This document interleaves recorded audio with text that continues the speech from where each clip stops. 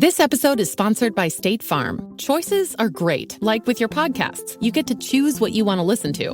And State Farm believes insurance should work the same way. That's why the State Farm Personal Price Plan helps you get the coverage you want at an affordable price and a policy that helps cover what you value most. Like a good neighbor, State Farm is there. Call or go to statefarm.com today to create your State Farm Personal Price Plan. Prices vary by state. Options selected by customer. Availability and eligibility may vary. As if the McCrispy couldn't get any better, Bacon and Ranch just entered the chat. The Bacon Ranch McCrispy, available at participating McDonald's for a limited time. Ba-da-ba-ba-ba.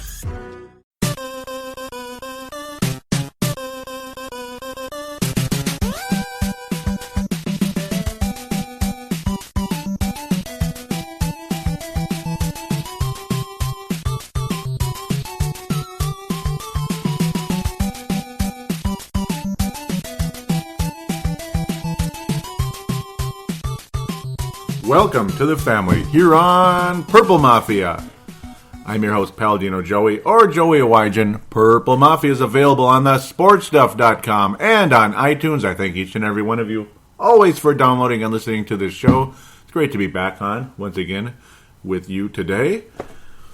Minnesota Vikings did complete a pretty close call victory in Chicago, so the Vikings finally win in Chicago for the first time since 2007. Rookie year of Adrian Peterson, when he had quite an amazing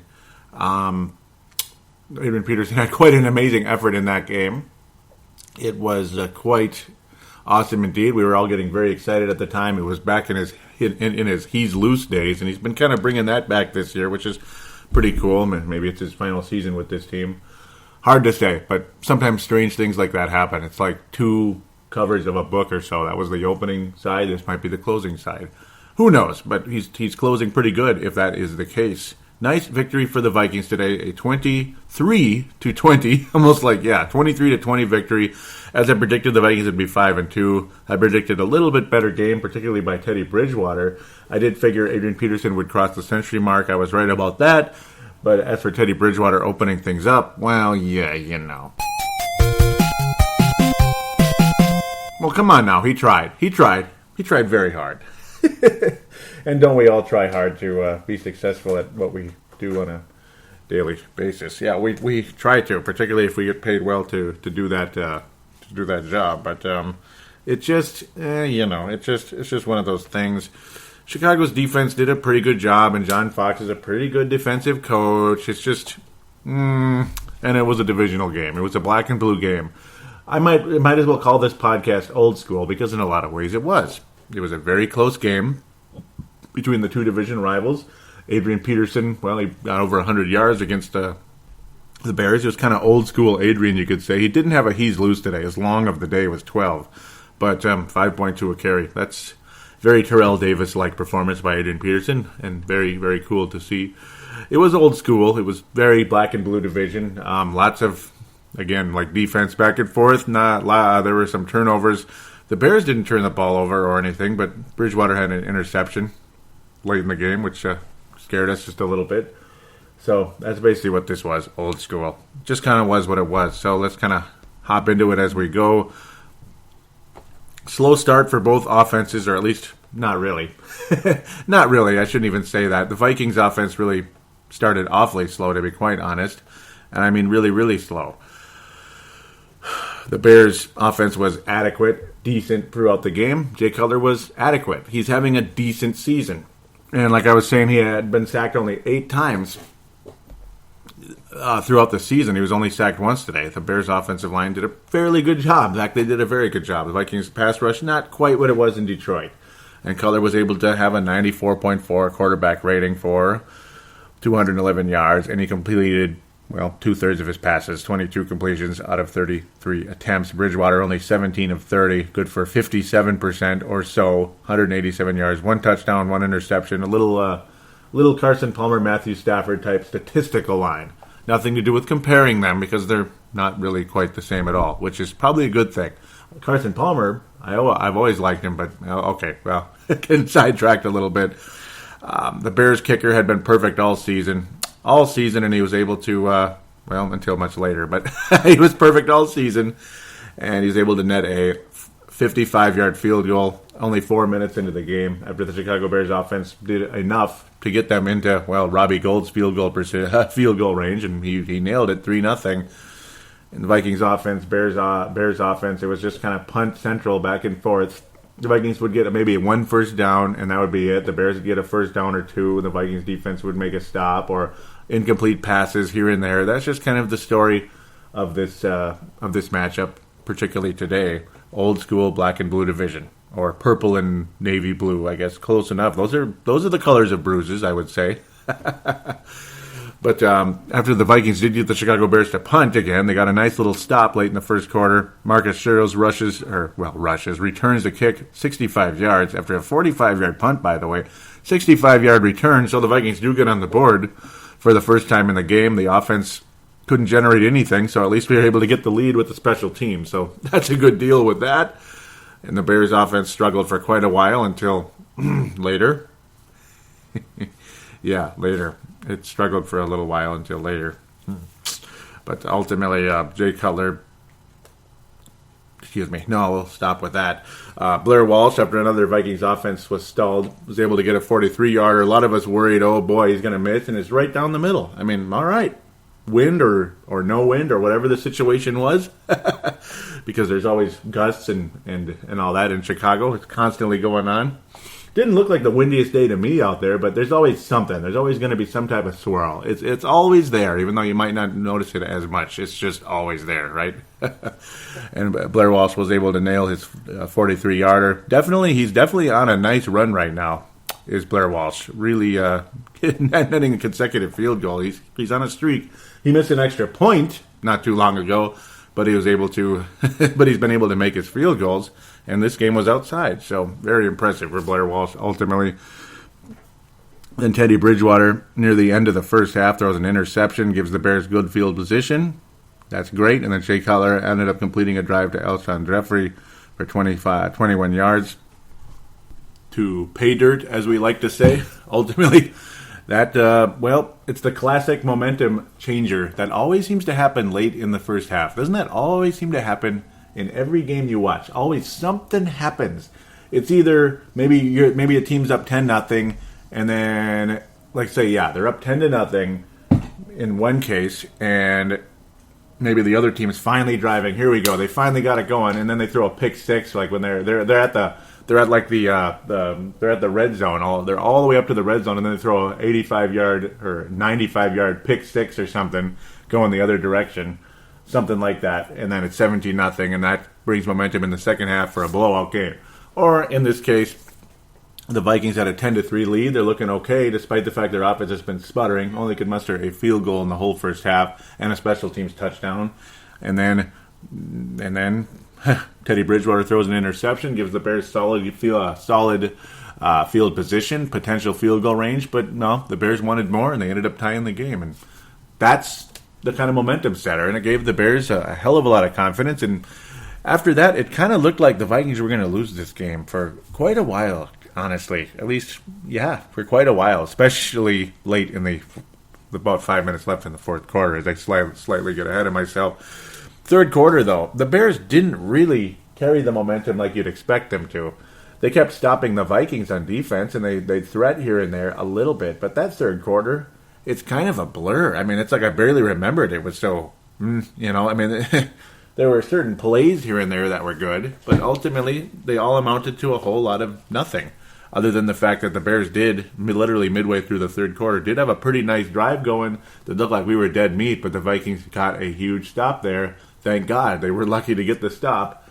And then Robbie Gould would nail a 33-yard field goal to make it 13-10, and the Bears would get their first lead since 4 minutes into the game. Yep, the Bears were back ahead again. Oh, goody. Isn't that great? So a 10-point turnaround for the Chicago Bears. That took a while, took a whole quarter to accomplish, but hey, a lead's a lead, man, and that's quite unfortunate.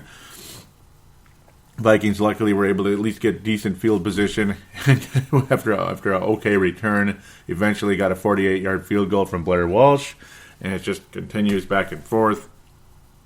And then the Vikings really started to sputter. The defense, it went from, and this was when everybody was talking about how great the Vikings defense is, and the announcers, and I completely agree with how it's the Vikings just continued to attack. Anytime the Bears would hand the ball off to either Matt Forte or Jeremy Langford, who had to take over with Forte's injury, unfortunately for him. Jeremy Langford was okay. He was all right. I mean, he was solid, consistent. Got about 46 yards and 12 rushes. It's about 4 a carry, 3.8. Forte was 4.1. But yeah, basically no huge plays for the running games. But the passing games were, well, they got interesting. They got very interesting ultimately in this one on both sides of the ball. And Alshon Jeffrey was just doggone fantastic the whole day. And he was definitely the top receiver. And he made some big plays and 28-yarders and such. And that was during this drive that got the Bears rolling down the field, man. I mean, they just started rolling. The Vikings defense started to really suck. It went from how, the Vikings defensive players are faster than everybody else. And I agree with that, with the announcers today. I do. People always talk mean about them, but there's Chris Myers and, of course, Rondé Barber. And it was Rondé Barber that was talking about how the Vikings defense were very, they're just quicker than everybody else. They're always there. They're there, and they make every tackle. They just make tackles. And they do make tackles, yes. But unfortunately, though, Chicago Bears receivers were catching the ball down the field when Cutler started to get a little confidence and started to get them rolling. I mean, they were ready to get a victory and get back in the playoff hunt. Not the playoff picture, the playoff hunt. The Vikings are in the playoff picture at 5-2. But if the Bears won, they'd be 3-4. They're in the hunt. We all know what the hunt is. You're still alive. You're staying alive. Staying alive. And another little 2-game win streak or something, and you're right back in the mix. Like, literally. Especially if you beat the division rival that's ahead of you that you need to catch, namely the Minnesota Vikings, the team that would need to probably miss the playoffs for the Bears to make it, barring some other strange circumstances. But the Vikings defense, Xavier Rhodes continues to frustrate me. He does, and he got beat on that touchdown that ended the drive. It was about how many yards? This actually was the 20, Yeah, actually, it was the Alshon Jeffrey play earlier, but ultimately, it was the Alshon Jeffrey play, the 28-yard completion down the field. It wasn't a touchdown, but he got beat, and it was frustrating. And a lot of us were just, a lot of us couldn't believe it. It was like, oh boy, this Xavier Rhodes is just, he's been playing hurt and such. He's been battling injuries most of the season, and that's frustrating. But at the same time, I mean, my goodness, make some stops here. I mean, it seemed like he's always the one getting beat whenever there's a big play. Obviously quarterback to receiver. There's always like a big play down the field, particularly on the sidelines. Out wide. Out of the flat, not in the flat anymore. Obviously on the sidelines, he's always getting beat on those of late, and he got beat again. Had me scared to death. It really looked like the Vikings were going to lose this game. I mean, it really did. I was pretty much convinced the Vikings were going to lose the game, and it's the same old story. Yeah, we can call it old school this or that, but it's the same old story. Chicago Bears always find a way to win. Usually a big passing play. It always is. Like Jay Cutler, too. Oh, my God. Well, there was Muhsin Muhammad for a long time. That was frustrating. God. I know the guy that was out, he ended up coming to the Vikings like a year or two later. He had a 150-yard game. Oh, my God. That's a name I don't have in front of me. And, boy, it's just one of those deals where it was unbelievable. 150-yard game, 2009. There's always plays like that. Somebody has a big game, big passing play down the field, and the Vikings lose the game ultimately down the stretch. But Teddy Bridgewater, as inaccurate as he was, I mean, it was one overthrow after another. There was a play earlier in that fourth quarter. Mike Wallace had a touchdown easily. It would have been about a 50, 60-yard touchdown, wide open, perfectly ahead of the player. It was a nice lead pass, you could say, where obviously only Mike Wallace could get it. But unfortunately, Mike Wallace would have had to have been about 10'3" to catch it because it was way overthrown, and that's quite unfortunate. It is what it is, right? Mike Wallace dropped some gimmies today, and it drove me crazy. But that play was definitely on Bridgewater, and there was some underthrows, overthrows, inaccurate. You could see him kind of slumping over, just like, ugh, the old deal where I just cannot get this done today. What the hell? It was really frustrating. But as ugly as Bridgewater was, even on this particular drive, the Vikings got the job done right after the Cutler and the Bears were able to take a 20-13 lead, of course, making the extra point. Why am I even mentioning that? But there were multiple plays in this drive. Adrian Peterson was able to run a couple times, about 9 yards, that got us confident, feeling better, and Bridgewater started completing passes. But ultimately, it was the play to Stefon Diggs, a name that you didn't hear him as much. Jarius Wright had recently made a catch, and it was nice. It was a nice feeling. Made us feel great. Jarius Wright had a little 8-yarder. It felt like 20-yarder, but it was only 8. That's kind of funny when you think about that. But then it was a pass, maybe about 18 yards, 15 yards to Stefon Diggs, who then made a man miss, and then he made another guy miss, and he just kept going, and he went all the way down the sidelines and just tiptoed into the end zone, just barely, as he was getting pushed out for a 40-yarder. So basically about 20-yard or 15-yard catch and about 25 yards after catch. That's about what that was ultimately. It helped Bridgewater's numbers in a big way. It kind of saved him from possibly being the Christian Ponder Memorial Award winner. But boy, it put Stefon Diggs in the Fran Tarkington conversation. Ultimately, a fantastic play. Stefon Diggs, a guy who, again, the Bears were defending very well early for quite a while, but ultimately he made his name known. People thought that Stefon Diggs had eclipsed the 100-yard mark, but not quite. He wound up with 95 yards, only 6 receptions out of 12 targets. Again, mostly Teddy Bridgewater's inaccuracy today, which could drive you absolutely up the wall. Mike Wallace was targeted 4 times in this game, and no catches. No catches. I need to get a cricket sound effect, because that would be perfect right there, because that's how many catches he had. Of course, one of them could have been, 60-yard touchdown. It would have been a Culpepper to Moss type of play. It was definitely headed that way, but it was overthrown, as Culpepper often did as well on occasion.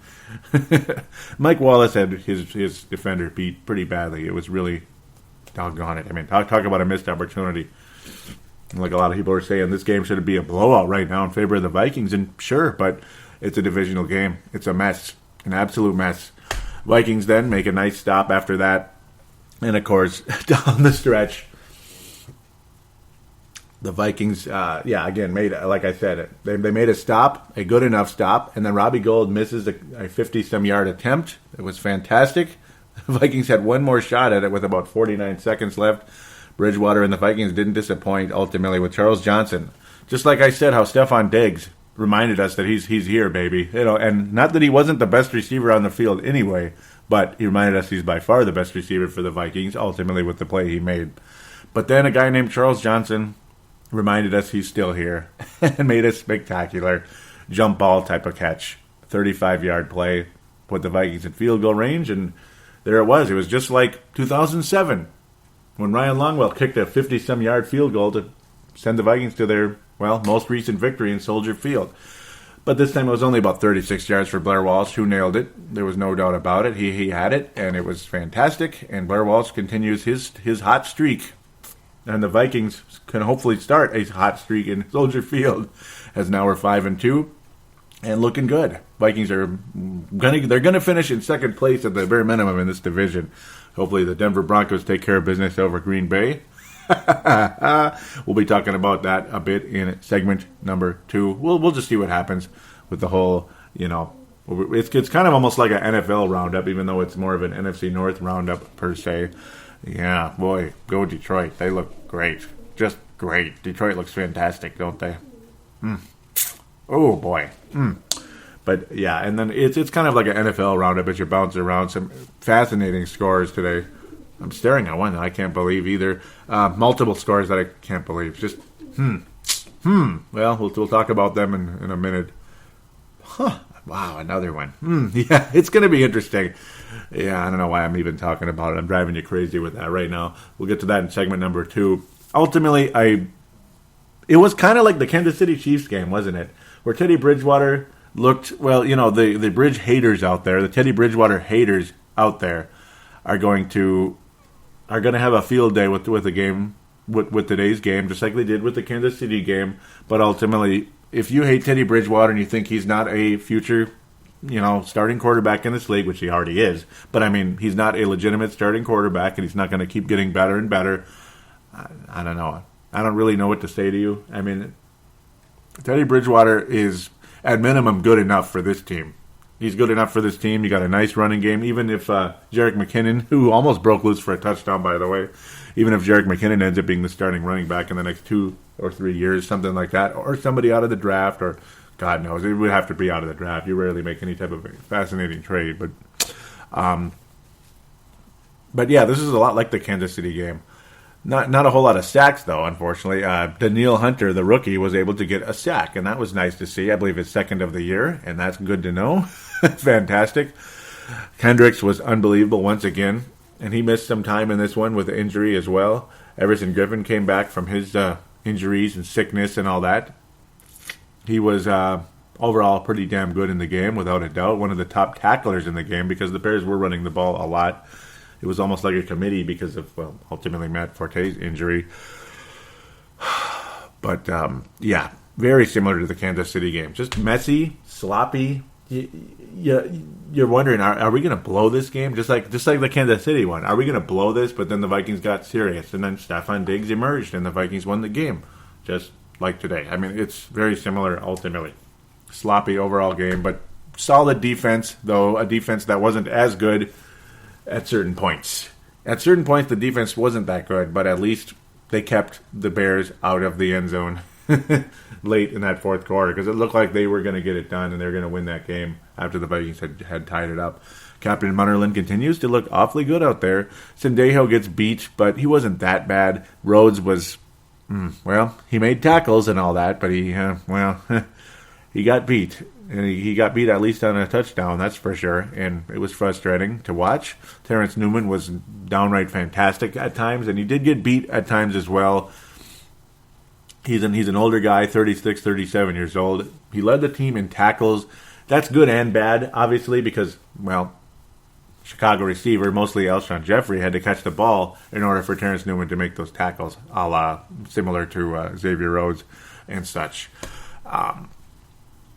There it is. I mean, ultimately, a black and blue division game for the Minnesota Vikings. Kind of like 94, kind of like 92, 93, 85, whatever. No, not quite like 85. No, let's stay away from 85 there. That's Chicago immortality right there. But 87, 88, 89, kind of similar to those. Sometimes they were higher scoring, sometimes they weren't. It just is what it is. And particularly in Chicago, if the Vikings actually won the game, it's probably going to be a lower scoring game because the Bears at home would probably, if they're going to beat the Vikings, would probably score more points than 20 or 21, 28, whatever, 23. I still remember the Vikings in 94, though, racking up 44 points in Chicago. It was just something of, it was unbelievable. And to imagine how the Vikings got that done, and then they came home and won a thriller at home in the Dome. Very close game against the Bears. And then the playoff game happened, and Steve Walsh, I still don't even know who that is, right? Right, Steve Walsh rolls in here. Just looks unbelievable. Steve Young, Joe Montana, whatever you want to say. Just looked like Dan Marino against the Vikings.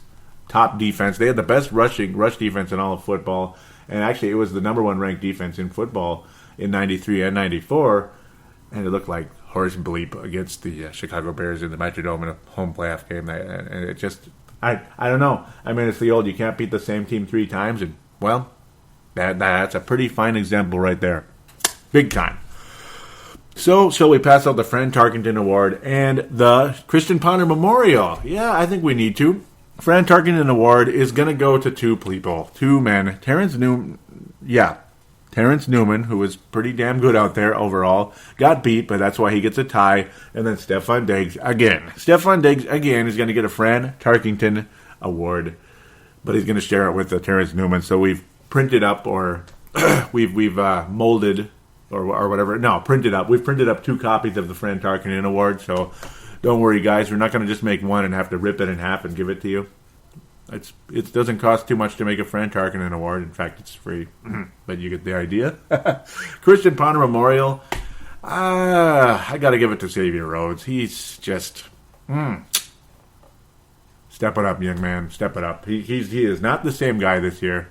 And there's always somebody like that. There's a nice hotshot rookie and the / prospect, second year, third year, first year, second year, and all that, and then the third year or whatever year it is after that, when it looks like they're really ready to emerge and be one of the top players in the division, if not the NFL, at their position. And they're just not quite as good. They're just not as good. He has moments here and there, and he can certainly tackle. Oh yeah, he can definitely tackle, but the guy has to catch the ball in order for you to make the tackle. It's nice that you're making the tackle. Thank you for that. But still, again, the guy made an 18-yard catch or a 22-yard catch, or in some cases, you weren't able to make the tackle because once he caught the ball, it was pay dirt. And there you go. Yeah, so there you go. There's your Christian Ponder Memorial, Xavier Rhodes. Urban legend is, I don't know. It's like an urban legend overall. I guess you could kind of almost give it to Blair Walsh with his streakiness. I mean, what an awful streak he started with, and now he looks downright fantastic again, ultimately. Also, it's almost like, it's kind of like, you could give it to so many different things. There really isn't a clear-cut urban legend for this week, ultimately, other than the black and blue division, I suppose, the way things just kind of go the way they do. I mean, a team can look so awful against this team, and then they look way the hell better again the next week. It's strange. I can't really explain it. It just is what it is. It's the old division rivalries. They come out to play regardless what the record is, regardless what the circumstance is, who's the starting quarterback even sometimes. But luckily for both teams, the starters weren't in there. Enough of the ramble. I apologize. I think I've drugged this out a little bit longer than I needed to with just, with random stuff there. So that's the end of segment number 1. And we'll be back for segment number 2. It's going to be NFC North Roundup, NFL Roundup, all that good stuff. We'll be back right after this.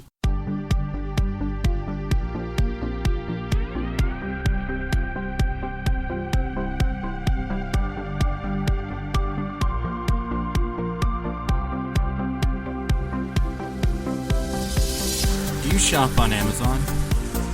Did you know that you can support this podcast just by doing your normal shopping on Amazon? It's really easy to do. Just go to thesportstuff.com and click on one of the many Amazon pictures.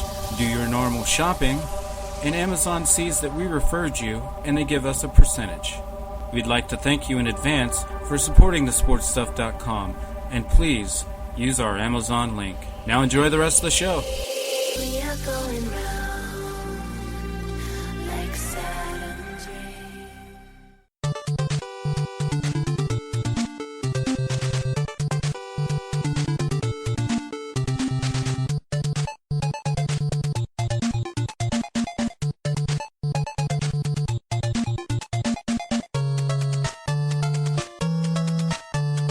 And we are back here on Purple Mafia, segment number 2, NFL/NFC North Roundup segment, and all that good stuff. And of course, we'll be previewing the St. Louis Rams game. I might want to mention that too.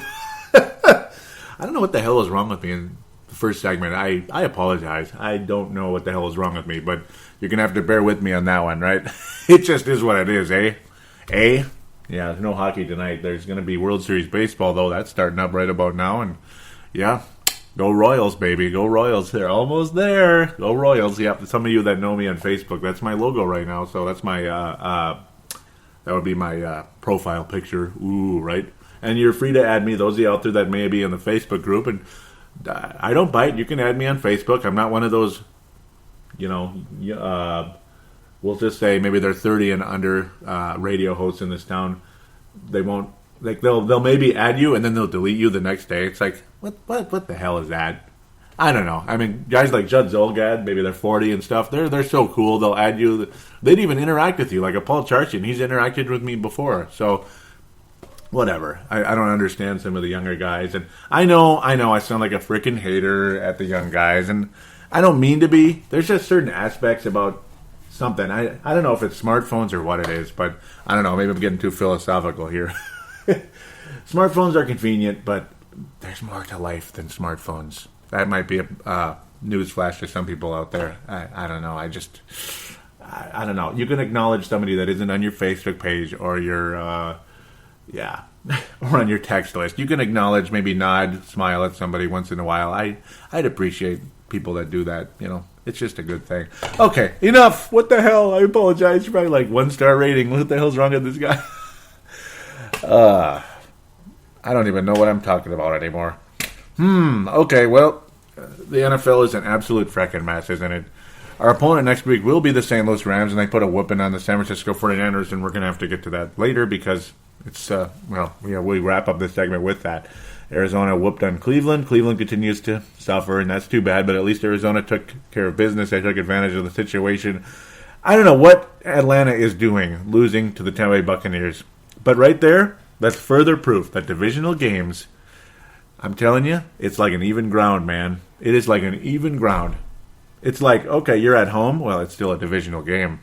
You might be favored in that one more than you would be on the road, but it is a divisional game, and anything can happen. Your whole season can be ruined by a stupid divisional game. Like back in the day, I remember the 94 Vikings were hosting the Tampa Bay Buccaneers, and it was a game they needed to win. Or was it 95 even? It was one of those mid-90s, early to mid-90s years when I believe, Warren Moon was the quarterback at the time. It wasn't 93. It just bleeped up the whole season. Tampa Bay, terrible at the time. Terrible team. Back in their orange uniforms, but then again, they've always been orange in their own way. But the good old classic ones with the Buccaneer actually on the helmet, with a knife in his mouth. They just came rolling into the dome and whooped the Vikings. I don't know. It just ruined the whole season. And I was going to start a new segment really soon, like old Vikings memories, stuff like that. And I may even have a comical segment too that'll be occasional called, I'm going to announce it now. I mean, that I'm going to get it going at one of these days. It'll be on this show only, most likely, just because it seems like it would fit this show better. But it's going to be called George Stories. Just hilarious stories that took place with my dad at some point in the past. I mean, we're talking really funny, silly stuff. You will find it funny, trust me. I mean, funny. And they'll be short. It's just going to be something to add to the show, something for you to look forward to on occasion. There's not going to be like 9,000 of them, and maybe there'll be reruns here and there. Just that's how it goes. I don't know where I'm going here. Cincinnati took care of Pittsburgh. They're 7-0. The Cincinnati Bengals are 7-0. I guess. But they better win a playoff game, though. They still need to do that. But they might get a bye in the AFC. I mean, geez, could be New England and Cincinnati. Patriots rolled all over the Miami Dolphins with their new meathead coach, as they like to call him, 36-7. I guess that's the end of that run. The little hot run by the Dolphins. They're going to maybe get hot and sneak into the postseason. Patriots are 7-0 with a 36-7 crushing of that team. Indianapolis, Carolina. That's Monday Night Football. Kansas City, Detroit. We'll get back to that in 3 seconds. Just want to bounce around, comment about some of these. Baltimore, barely hanging alive. It's San Diego. I feel for that team. They lose by 3 today to Baltimore in Baltimore. I feel for that team. I really do. Man, I kind of feel for Baltimore, too. Talk about snake-bit teams right there. 2 teams that probably should be in the playoff picture in the AFC, and they're not going to make it. The game of the week, I got to say, is the shootout in New Orleans. Are you ready for this statistic? And yeah, I know you've probably already seen it, but it's just for those of you that maybe haven't, maybe you don't pay attention outside of the Vikings, you just don't feel like it or whatever. You're just trying to keep up. Maybe you weren't able to watch the Vikings at all this week. In a single game that did not go to overtime, and I know it's not basketball where you can keep scoring back and forth, but 101 points were scored in the game. I can't explain it. 101 points were scored in that game. Okay, good job. New Orleans ultimately wins the game over the New York Giants. We're talking just world record games, passing games for Eli Manning and the hated Drew Brees. I don't even want to say his name anymore. I can't stand him anymore. I used to like him, and it's so noble what he's doing for the city of New Orleans and all that in that situation. You know what? Good for them and all that, but Oh, and now they're still alive. They're 4-4. And the Giants are down to 4-4. They're winning a not-so-good NFC East over there. Or at least they were. 6 touchdown passes for Eli Manning. My goodness. 350 yards. I thought it'd be more than that, but I suppose their running game did something. But I guess their defense did something too. Drew Brees, though, 40 of 50. I mean, that's the NFL player of the week, I got to say, without a doubt. Even with an interception, the guy's quarterback rating was still 140.5 because he passed for 7 touchdowns in one game. Sick. 80% completion percentage. Okay, New York, I thought you had a little better defense than that. I know it's been struggling comparatively to the Super Bowl years, but good Lord. I mean, that's like the Arizona Cardinals when they made the Super Bowl. That defense was kind of like that. And especially the year after that when they got in the playoffs against the Saints. It was one of these kind of games. Like, wow. Like about 100 points, at least 90 points were scored in that game. Yeah, wow, that was something else. Guinness Book of World Records right there. Oakland beat the Jets. Yikes, man. Patriots seem to have, or actually they're beating the Jets. That game isn't even over yet. The Jets are just trying to get back in that one. Pardon me. Going to leave that alone for now. Let's just get to the St. Louis game. Let's talk preview, or actually Detroit and Kansas City. Let's get to that first. It looks like it's going to be all-day football now. Now with the whole London situation, as teams are going to London frequently, and more frequently than they had in the past. I turn on the TV, and yes, I know most of you knew this already, but it's just strange. You turn on the TV, 8:30 in the morning here at Central Time, and there's football, live football. Okay, and we're talking NFL football. It's not college. It's not some Division III or something. I don't know, some totally different type of football over in Australia or something. But it's live football. Okay. All right. That was interesting. It was kind of cool to see, I guess, when you think about that. But at the same time, it's like, huh. All right. So you're talking about football at 8:30 all the way to maybe 10:30ish when the Sunday night game ends. It's a pretty busy day of football, isn't it? It's getting kind of crazy. Detroit loses 45-10. The Chiefs just roll all over that team, and the look on Matthew Stafford's face was like that if he wanted to kill somebody. I mean, what a turnaround in a negative way for that team from what they were last year. It's unbelievable. And there's really not much more to say about it other than Detroit. It's just they're falling apart big time. And there's no way Jim Caldwell's going to be back. No. St. Louis Rams and Minnesota Vikings. Aren't you excited? Ooh, yeah. It's going to be an interesting matchup, to say the least. Their defense is pretty damn good. And Jeff Fisher is a pretty good coach, obviously. The Vikings will be hosting that game, by the way. Aren't you excited? I mean, you hope for the best in it. Obviously, it won't be easy. It's a noon game. I'm certainly looking forward to it. Talk about a test. And the Vikings come out of this one with a victory. Boy, that would be awesome. That would be an awesome win for this team. As the Rams are an awfully good team. They roll over the San Francisco 49ers today, 27-6. 27-6 again. How the hell did we lose to the 49ers? I don't know.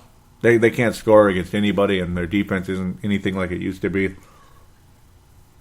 I just don't know. They really suck. I mean, they're an absolute mess. Just a disaster. Absolute joke. Nick Foles is a decent quarterback. He was pretty decent with Philadelphia the previous week as well. He had 102 quarterback rating today, about 200 yards. He doesn't make that many mistakes, and that's important. His numbers aren't that good, though. I mean, he's decent. And St. Louis relies more on their defense than their offense. Overall for the season, he's got about 1,100 yards, 6 touchdowns. And this is, I believe, before today's game. So it's probably about 1,300 yards and 7 touchdowns. Not a bad season. Quarterback rating under 80, though, which... it's not that good, though. After today, I'm sure it's over 80 slightly. Because what sucks is the numbers don't update. That's the frustrating part. Todd Gurley is a damn good running back, though. I mean, it's old-school football, just like the Vikings today. A lot of running game, a lot of defense. Running back, defense. Running back, defense. Defense, running game, defense, running game. And then, luckily for the Vikings, the quarterback stepped it up at the end despite his inaccuracies. And Jay Cutler, well, he almost stepped up and beat the Vikings today, and he pretty much did what he needed to for the time being. Lots of talent on this St. Louis team. Tavon Austin, one of the big names, obviously, of the draft not that long ago. Him and Mr. Nick Foles hooked up today for about 100 yards. Not bad at all. His seasonal statistics, nothing special though. Still he was under 200 yards and 3 touchdowns so far into the season. Certainly not. I mean, to me, I don't see him as a guy that's really lived up to the hype. Ultimately, since he got in the NFL, he's had moments, but he's nothing like anybody thought he was going to be. I gotta say. I mean, not even close. An eighth overall pick by the Rams in 2013. And I don't know, man. That's just, he's not living up to it at all. And yes, that was Cordell Patterson's rookie year, and all of us were like, wow, we got the better one here, didn't we? And I don't know, I guess we didn't. It's hard to say, ultimately. And even you look at Tavon Austin's career numbers combined, 2013, 14, 15. You look at that, and you're like, even that would be disappointing for like a full season per se. 847, 7 touchdowns. I mean, that's okay. That's like a decent, okay receiver. 91 catches. That's not too bad. I mean, a lot of short catches there. He's okay. He's just I guess he's a poor man's Percy. I guess. Short catches, a couple touchdowns, not spectacular numbers overall. And then again, ultimately, Percy Harvin, because he misses so many games, his numbers never were spectacular. Never got 1,000 yards. Just never. Never was that guy. For whatever reason.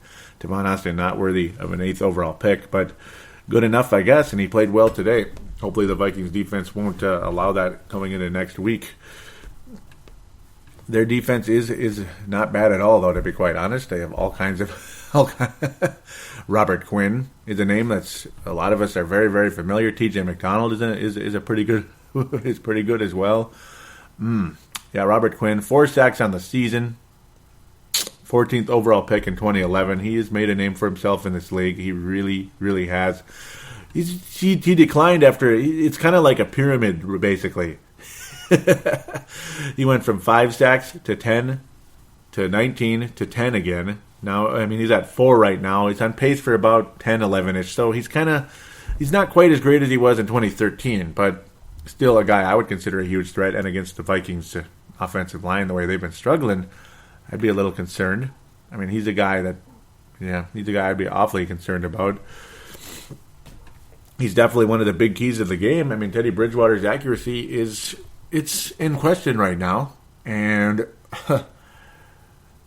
can this St. Louis Rams pass rush get to Teddy Bridgewater and continue to frustrate him as the Chicago Bears pass rush did frustrate him. He was sacked only once in the game, but he was under attack quite a bit today. Matt Khalil definitely under attack from the fan base again, as he didn't have a very good game today, and really the offensive line struggled throughout the day, and that is definitely a fear going against the St. Louis Rams pass rush. It's very much alive.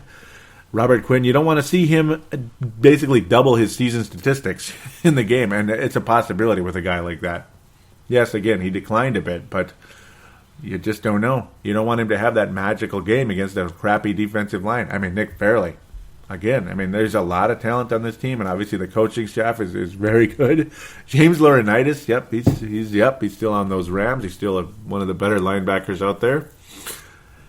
Minnesota-born, of course. Out of Ohio State, one of the better linebackers. He's a veteran now, of course, about pushing 29, 30 years old.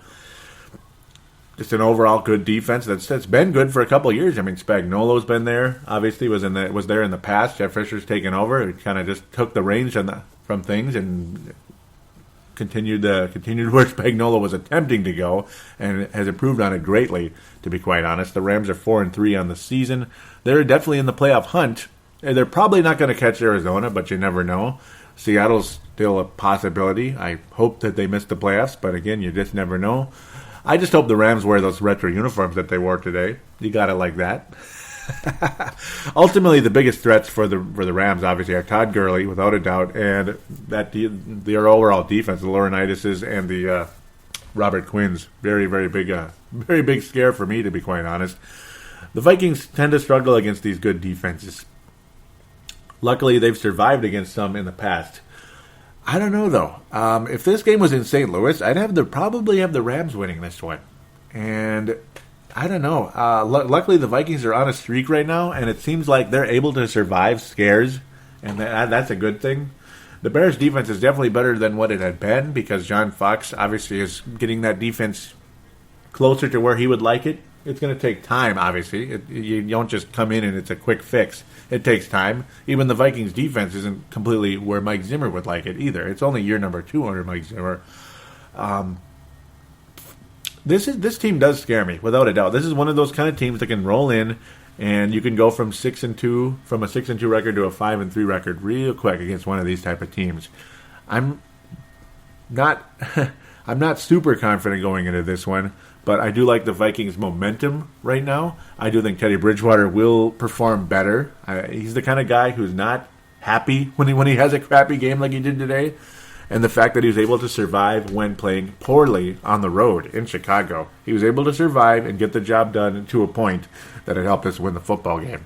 It didn't kill us. It helped us win, ultimately. It almost killed us, but the Vikings did end up surviving. And again, the Vikings defense should be able to be good enough against Nick Foles, who didn't exactly thrash a disappointing San Francisco defense. He was decent. He didn't make a whole lot of mistakes, but he certainly didn't thrash them. Gurley did. And the Vikings' run defense is up and down at times. Generally, though, I'd say it's pretty good. I would hope the Vikings can contain Gurley, keep him under 100 rushing yards. If they can do that, they're in good position, ultimately. And, of course, frustrate Nick Foles as much as possible. What sucks is that Nick Foles was sacked 0 times today. That's not good. But then again, in San Francisco's defense, you're not going to see a whole lot. And this segment is dragging way, way too long. So I do apologize for that. Ultimately, what's going to happen in this one, it's black and blue old school smash mouth football once again. Hopefully, Nick Foles, so again, is not a perfect quarterback. He's had seasons where he had only 2 interceptions, or he's had a season where he had only 2 interceptions, but that certainly changed in 2014 when he had 10, and then he's already got 5 this year. So that's another key. Hopefully the Vikings can get a turnover or 2 against Nick Foles. That is a definite key. Obviously, you try to stop the run and hope for the best. Nick Foles doesn't impress me to a point that I think he's going to torch the Vikings. I don't think so. He's probably better than Sam Bradford, though, who never has impressed me as a number 1 overall pick. I'm gonna go with the low-scoring Minnesota Vikings win. It is a Mike Zimmer type of game, just like today ended up being. Ultimately, I'll have the Vikings winning this one in TCF Bank Stadium, 24-20. It's going to be very close. St. Louis will lead at some point in this game, and they may lead for an extended period of time. It'll be something like 17-14, 17-10, maybe 20-17, something like that. But the Vikings will end up pulling it out 24-20. Kind of a funky score, but what do you expect in a close game? Turnovers will occur in this one, I'm sure, most likely, and you're going to see quarterback sacks, hopefully more on Nick Foles than on us, but I'm guessing there'll be more sacks on our side. They'll be, unfortunately, I think Bridgewater's going to get sacked a good number of times, and hopefully he can overcome it and not come out of the game healthy enough that he can play the next week. That's what I'm worried about as well. But the Vikings will survive 24-20 in this one. There it is. We'll be back for segment number 3 to wrap things up with fan interaction.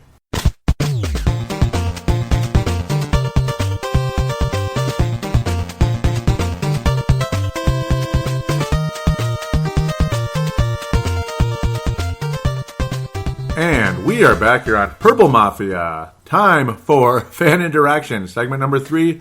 Let's jump into it as quick as possible here.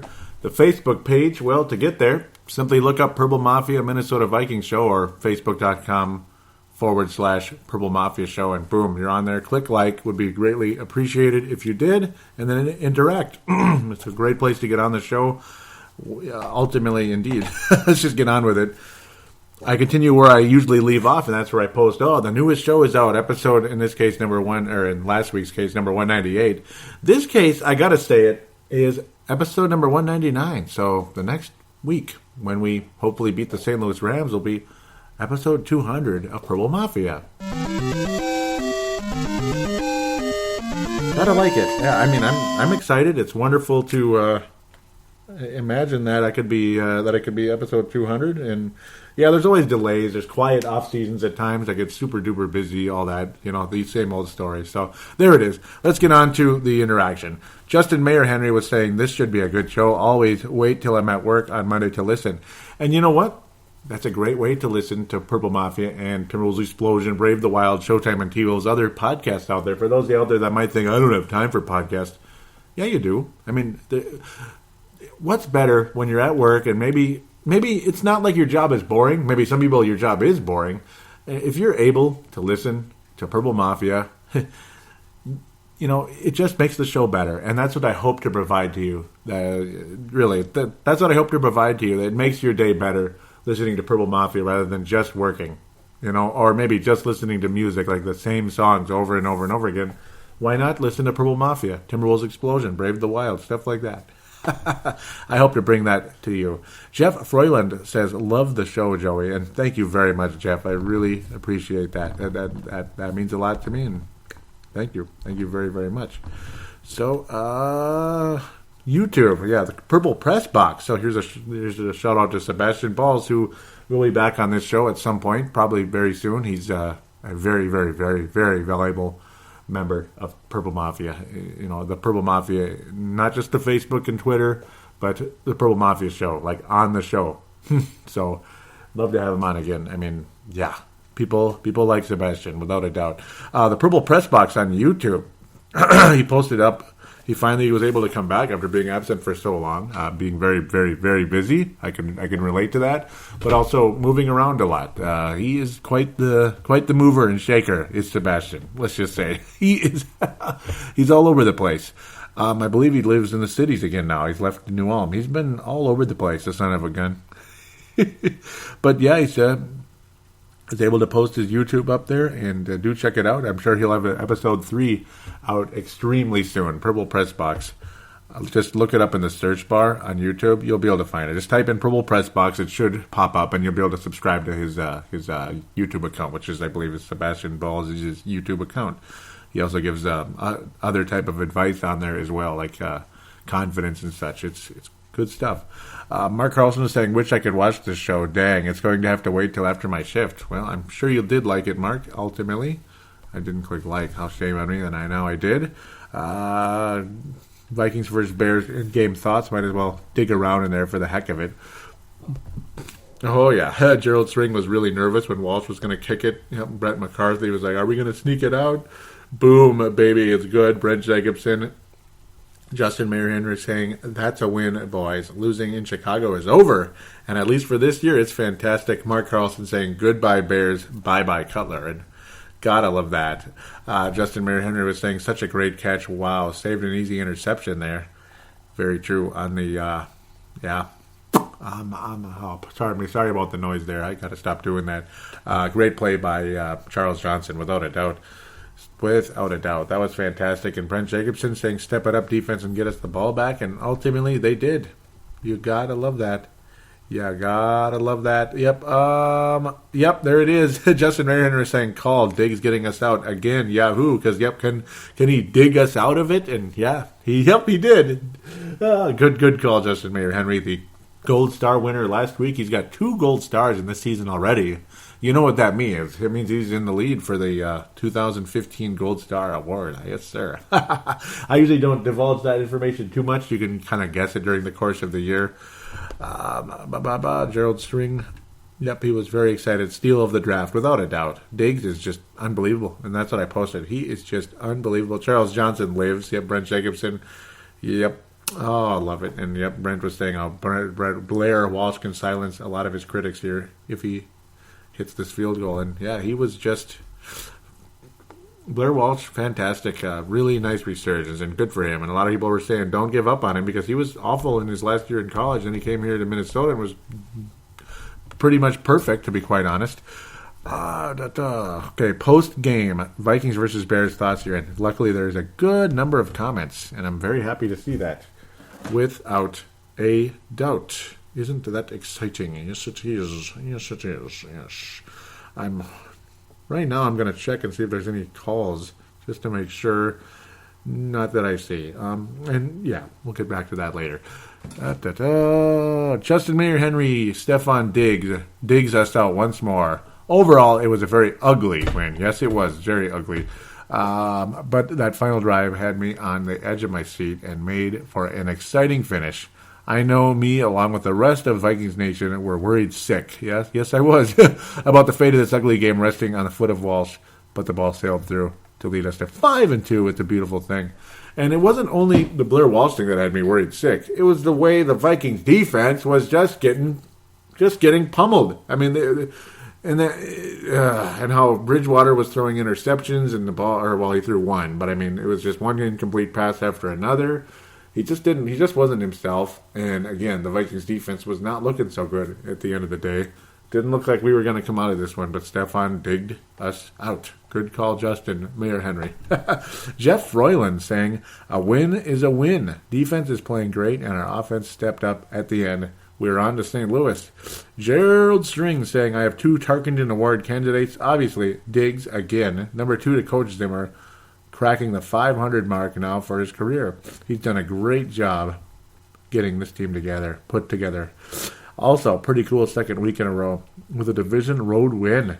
Might not have been pretty, but these usually aren't. I'll take the win. Brett McCarthy saying, good teams find ways to win. Gotta be better when we play the Pack. That's for damn sure. Mark Carlson saying, give the Tarkanian Award to Sherrills. He's become my favorite player over the past 2 seasons. Without his play, the game's outcome would be different. Skull. Good call there, Mark. Good call indeed. He ultimately didn't get it, and I don't mean it in a bad way. I mean, he could have gotten it too. It's I'll give him like an honorary one, but it's like I can't give it out to everybody. Diggs just was, he's just unbelievable the way things happened. Yeah, Sherrills. Yeah, he'll get an honorary one. Dave Hickey, missed you last week. Welcome back to the show, buddy. Out of Iowa. Mark is out of Iowa also. Dave saying, wow, we squeaked out another close one. I'm going to give my friend award to Blair Walsh. Yep, and the Vikings defense. They just keep doing it, getting it done in Teddy Strong. We need to keep on winning. Skol Vikings. There you go. Good thoughts, Dave. Thank you very much for that. And we're going to look around here. Visitor posts. Any post again? Yeah. Yeah. Brent, yeah. So now I know what the Minnesota 3 Lions 0 is. Well, let's just say that, the Vikings are going to hopefully sweep the Detroit Lions. No, they already, I mean, it's unbelievable. Yep. Already have swept the Lions for the year, if you can believe that. And, and the third one was Cecil, the Lion. Brent. So that's what that was. And I was like, I should have known. Oh, Brent, look at you. Oh, boy. Kind of. Oh. Yeah, I love you, Brent. You're funny. That one's kind of naughty, though. Look at you. Oh, boy. Look at you. That one is kind of naughty. Shame on you. Into the Sebastian saying, good show, Joey. Thank you very much. And I didn't click like. I feel bad. I do apologize. I keep doing it. Ali saying, Minnesota Vikings Throwback Tuesday. Peterson rushes for 224 yards versus the Bears, and that was back in the day. Ali Sidikai saying that right there from Pro Football Spot. Always love the posts, and really appreciate you, Ali. Always. Honest to God. I don't know what's wrong with this thing. Oh, okay, I see what's going on. I screwed up my whole device here. Yep, really appreciate Ali. And the articles, where was it? Spot Vikings Roundtable Week 8 predictions. Vikings 10, Bears, or Vikings 30, Bears 10. Uh-oh. Adam Patrick said that. Straight cash, homie. I don't know about that score, but all right, at least we won the game.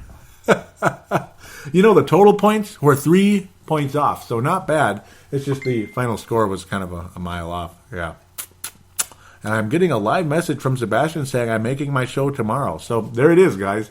Keep a lookout for. Yep, you got some live airtime there, Sebastian. I love that. So there you go. Keep a lookout for the Purple Press Box while you're listening to this right now. It may be Monday, it may be Sunday, whatever it is. Keep a lookout for Sebastian Balls. There you go. Can't wait to hear it. Indeed, and hopefully you're enjoying this one as well. And nice to know he's able to listen again. With the at the time he didn't have the Wi-Fi, and also the ultimate problem was Windows didn't have or he didn't know that Windows did have an app for podcasting. Windows Phone. So yeah, those of you out there, maybe most of you know about it already. That they're out there. Just keep looking. I should have asked Sebastian what it is. Maybe I'm almost tempted to ask him live. Now I'm almost tempted to. I am tempted to do that, and. Ultimately, I'd like to get to the Twitter, too, though ultimately, at Purple Mafia Show is the Twitter account. At Purple Mafia Show is the Twitter account. I'm going to attempt a voice text here. What is the Facebook... Oh, damn it, I already screwed up. See? Here you go. Look what I did. Facebook. Windows application to listen to podcasts, question mark. I apologize. I'm being such a geek right now, but hey, there you go. Let's get it live here right now. Why don't we? Hopefully he responds. If not, well, we'll just have to screw around. Yep, I mean, I'll get it when I get it here. At Purple Mafia Show. Let's move around here. We start off, and I was in the perfect spot, and it moved away. That's perfect. That's great. Sebastian Balls at Speaker _Balls saying Diggs not the best catch since Moss, SMH, Greg Lewis, Favre, 08 Niners. Well, I hear you. That was a great play, yes. I apologize. I think Sebastian hates my guts now already. Look at this guy. Always kicking me around, aren't you, Sebastian? And he says, great show, thanks. Thanks for, yeah, well, I mean, you're welcome. Thank you very much for your show, and thank you for listening. And, yeah, awesome there. Tanae Brown was... favoriting the show, and thank you very much. He retweeted it. Thank you very much, Tanae, out of New Zealand. Really, really wonderful guy there. Mad Martin, also out there out of Scotland. He said, okay, there we go. It's literally called Podcasts and is an orange background. So those of you out there with Windows phones, see, look at that. What's better than that? Isn't that cool? It's called Podcasts. So those of you that have a Windows phone and you might be frustrated, like, how the heck can I listen to Purple Mafia? Because I'm sure you don't want to just sit in front of a computer. On your Windows phone, look up podcasts. And on Android phones, there's Double Twist, and there's several others. There might even be podcasts on Android. There's a lot. Double Twist is the one I know the most, and I've been giving them free plugs forever. They ought to help me out a little bit. I don't know, but you get the idea. So thank you for that, Sebastian. I'm guessing you're listening right now. Let's see. Yep, Dave Martin saying, I really hate when we go to the Windy City. Not much in the passing game yet. Teddy plays better in a dome. Yeah, Teddy's always struggled. Minnesota Viking quarterbacks have always struggled in the Windy City, Chicago. And this show's actually over an hour already. Wow. But, it happens. Kind of a crazy day. That first segment was freaking long, and the second one was really long. Yep, and Mad Martin getting the same frustration. I had Rhodes had no clue where the ball is because he's playing the man. Yeah. Yep, too much man-to-man, not trying to ball hawk or knock the ball away. It's a bummer. Yep, just kind of only facing the man. Yep, I hear you there. Yep, and he's saying, there should have been some daylight in this game, but the O cannot put it away. Yep, including that deep pass to Mike Wallace. Yep, it was really, really frustrating. Let's see if we can move around a little bit here. Matt Martin saying, looking like yet another lost opportunity, and this is one team I hate losing to. Yep, that's what it was looking like in that fourth quarter, man, until the Vikings finally woke up, Bridgewater and Diggs, until Diggs dug us out. James Wright, thank you for the response here. Yep, he was following me. I wasn't following him back. I quickly followed him back. He was saying when he's off, because I was saying getting tired of balls just going wherever. I love Bridgewater, but he's getting on my nerves today. And I never really get mad at Bridgewater, never. Today I did a little bit. It was frustrating. Yep, and then Mad Martin was saying, Faith, brother, a TD coming here. And yes, it was. Thank you very much. Can we dig it? Yep. Dallas Deitzenbach usually gets at least a one or so posts in here. She says, I'm going crazy, no lie. And yeah, that was a wonderful win ultimately. And she was going crazy at the frustration. Tanae Brown was saying, geez, I'm just I'm so happy we got that win. Great play by Johnson to set us up, and that run by Diggs, unreal. Yep. Mad Martin saying, wow, Johnson, we are going to dagger the Bears at home, and that was a great play, without a doubt. Dave saying, yes, we win. It's been a long wait since 2007. Sweet. I felt a win in Chicago, and can we make the playoffs? Dagger those Bears, indeed. And wrapping up the Twitter saying, ugly win, but I will take it. As they say, playoff teams find a way to win. Do you think we can make it? I do. I do think we can make it. We're 5-2, man. 5-2. That's a great record. That's a very good record. And we're on pace for, what would we be on pace for? Something approximately 11 or 12 wins right now. That's great. That would be fantastic. I mean, if you double it up, it's 10-4. So we'd already have 10 wins with 2 more games to play. So it could be 11, could be 12, could be 10. So 10 is a good chance of making the playoffs. 11, I've seen only one team miss it, and that was the New England Patriots after following up a 16-0 season. Still don't know what happened, how they missed that one. It was just unbelievable that they actually missed the playoffs that year. Kind of like the Western Conference in the NBA. Like 50 wins, and we missed the playoffs. What the hell is that?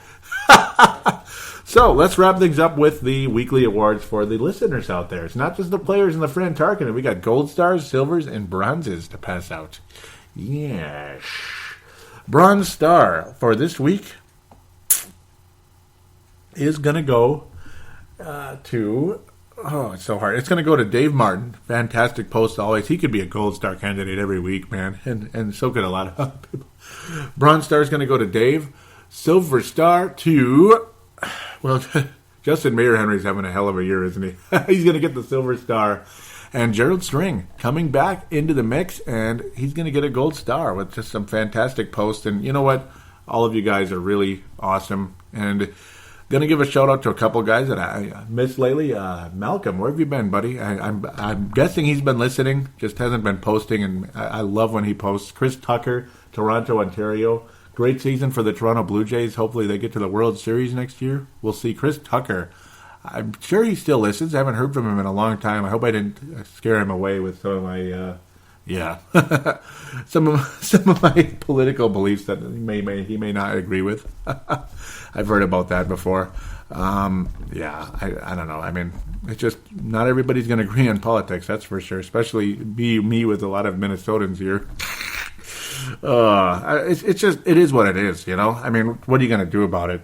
So, Gerald String, gold star, bronze star, silver star to Justin Mayer Henry, and a bronze star to Dave Martin. Dave Martin, yep. Thank you again, all of you, so much. And also, I'm going to give a bronze star to Ali as well. Ali absolutely has deserved a star for a long time with all those articles. He could even get a gold star. I mean, he's always been posting on there. He's been keeping this page alive. People check out the articles and they appreciate it. It's nice. And he does the same for Sebastian over Purple Press Box. Just a really loyal listener, loyal to the page. He, at minimum, is getting a bronze star. And fantastic. Thank you very much, Ali, for your continued support of this show and the Facebook page. Really do appreciate it very much. Apologize, the show's maybe 7-8 minutes longer than normal. It just is what it is. You know, I mean, I kind of drug it out a little bit in the first segment and second segment. Apologize if it's too much rambling. Please don't give me a 1-star rating. Just be nice. The rest of the content is just fine. I mean, the overall content is fine. It just maybe drug on a little too far. And I'm going to try not to do that here in segment 3. It's going to be warm the next couple of days. It's going to be a nice little warm week. Unfortunately, I'm going to be doing fall cleanups pretty soon here. I'm going to be doing like pre-cleanups basically this week. Yay. Basically, we haven't really done that before, but that's I guess what we're doing this week. So November is going to be tough. I may or may not miss a week. I'm going to try not to. Luckily, I'm able to record on Sundays, so as long as I'm able to keep going and not have to do lawns on Sundays, I should be able to get this done. Watch the game and record on Sundays. And most likely we'll be celebrating episode number 200 next week, hopefully after a win versus the St. Louis Rams, which would have us on course for a 12-4 season. Wouldn't that be awesome? Wouldn't it indeed? God willing, a 12-4 season after that. So thank you everyone for listening. Please do tell a friend or two or 40. I'm just kidding. A friend or two about the Purple Mafia show.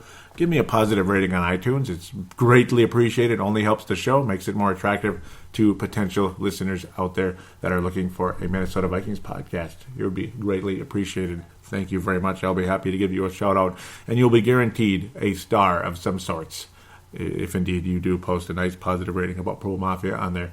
If you want to leave something negative, don't bother. It's just a waste, and you're just messing around for no real reason. This is not a 1-star show. It's not a 2-star show. 3, I can live with. It's kind of, come on, 4 or 5. Let's go. 1 or 2, come on, man. Too harsh.